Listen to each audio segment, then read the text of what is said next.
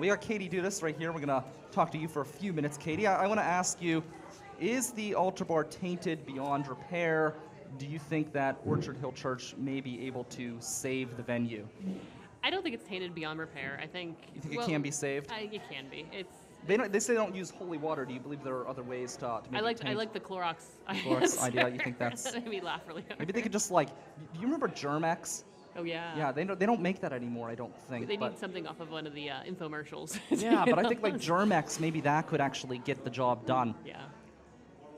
The church, do you know, are there any church haunted houses? Katie, you work for ScareHouse. Obviously, you know a lot about the haunted house industry. Are there any church haunted houses, any old churches converted into a haunted house? Because I feel like that would be maybe one of the creepiest types of haunted houses you could come up with. And I can't even recall one offhand. I'm sure there are.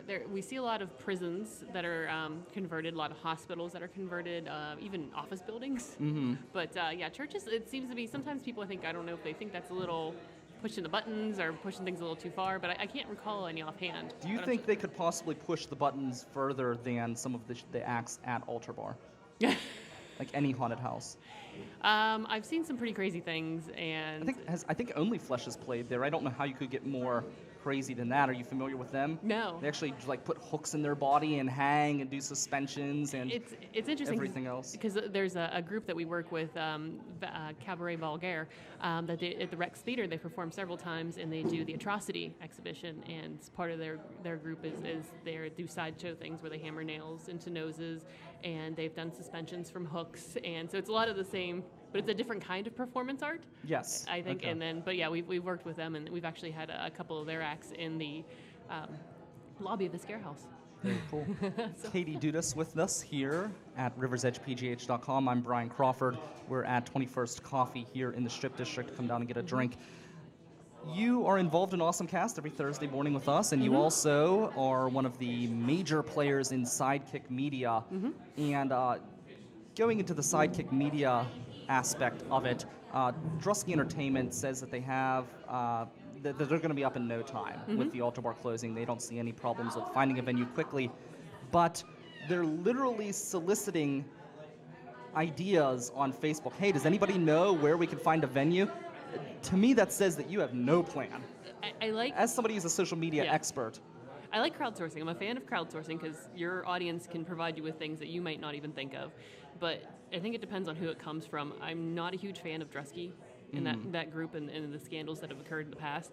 So I don't know, and I'm not alone with that. So I'm not sure if they're going to get different responses because on one hand you have the people who are the diehards who really do want to help, and on the other hand it's like, why would I help you? So it's kind of, I think it depends on your position in the community. Well, I look at some of the responses on Twitter, and people are basically, or on Facebook rather, and people are basically saying, we've got empty buildings in the middle of nowhere, you should come move here. And I'm like, they want people to actually come to these shows. No one's going to drive to, East Bum, come whatever to watch a show. They're not going to drive an hour out of the city. People are going to come to Pittsburgh. They want to stay here. I don't know. I understand what you're saying with crowdsourcing, and I'm not saying that that's a bad idea to even get a consensus of what people want.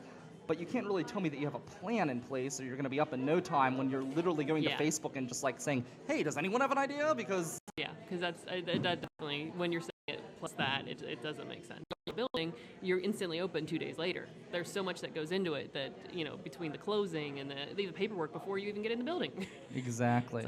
Wow. The whole. Hopefully this is working. Are we still streaming? Okay, we're streaming. Good. The whole computer froze. I can't move.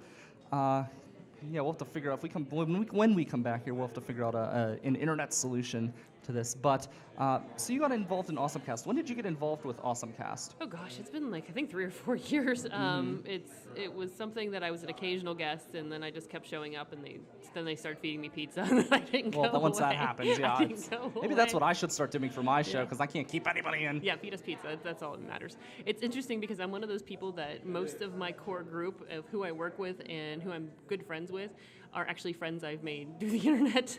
Oh, really? 6 or 7 years ago when I moved to the city. Oh, that's cool. Because I've been here for about, it might be 8 years or so, but I really wasn't. I was kind of I'm just hanging around, and then I was like, well, I'm going to stay here.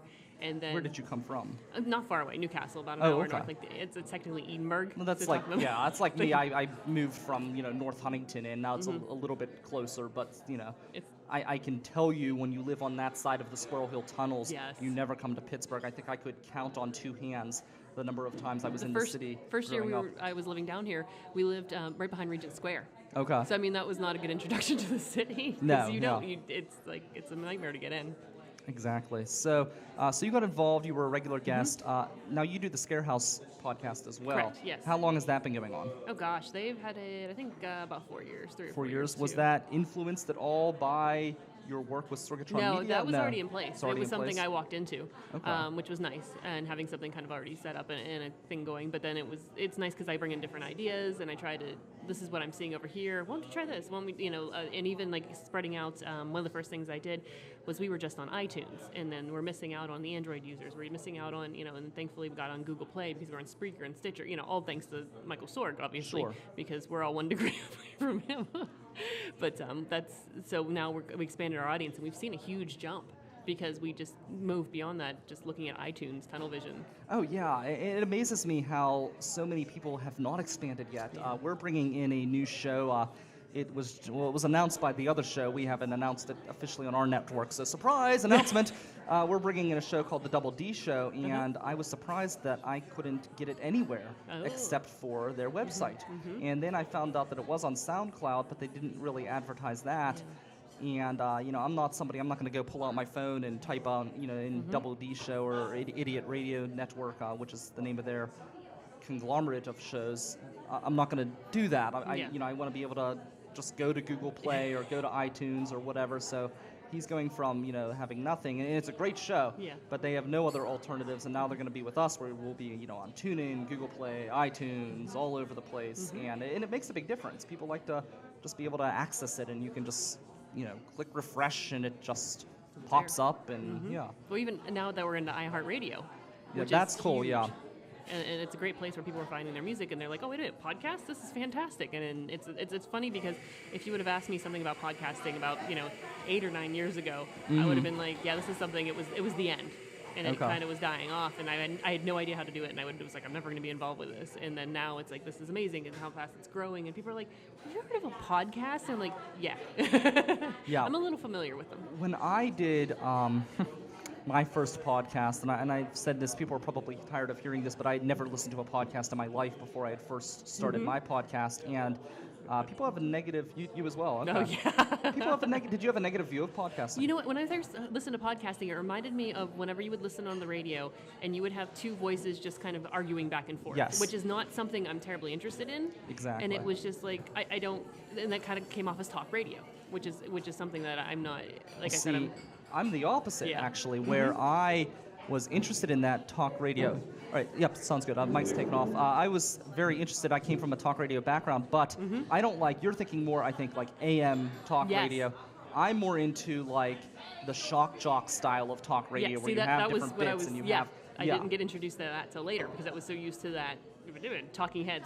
Yes, exactly. So, and that's never, I mean, it is not something really worth, even investigating. I mean, sometimes you can get a good host, but a lot of these hosts, especially in that old school talk radio style, they just allow people to go on and on and on, and it's just really not good at all. Because people aren't interesting. I mean, the average person is not that interesting to talk on the radio. Yeah. Seriously, though. I mean, It's true. it's just, they're not trained, or they... And they rehash their opinions.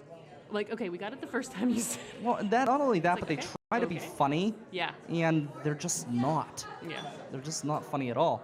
And they come in with prepared speeches, and they try to talk over the host. They try to make it about them. It's just, I don't know, like, part of me almost, like, thinks about getting involved with taking calls, and then part of me is kind of like, thank God I don't. Yeah. Because then I would have to talk to people that I don't want to. You know what I mean? It's Yeah, just... it's especially in a live show, that would just be very difficult because you don't know what you're going to get, and you're going to whether or not Well, the you can call always- connects.